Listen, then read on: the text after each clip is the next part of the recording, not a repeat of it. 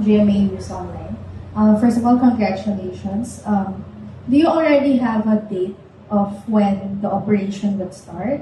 And can you guide us through the process or how it's gonna go for those people in Bangsamoro who would want to avail of the services? Okay, our first service day in Bungaw, Tawi-Tawi will be on September 4, 2026. And first, we will be going to the different municipalities of Tawi-Tawi for the month of September.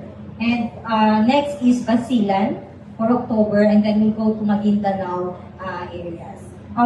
Initially, while we are building the boat, we are also conducting coordination meetings and partnership meetings with our LGU partners for the demand generation of our clients. I think you've identified over 100 ports already, right? Yes, thanks to our partners from the Coast Guard, they identified 110 ports that we can dock and conduct the mission. Interesting. Thank you so much. 110 ports. Thank you for that information, our friends from the Coast Guard. Maraming salamat po sa serbisyo. Next question coming from our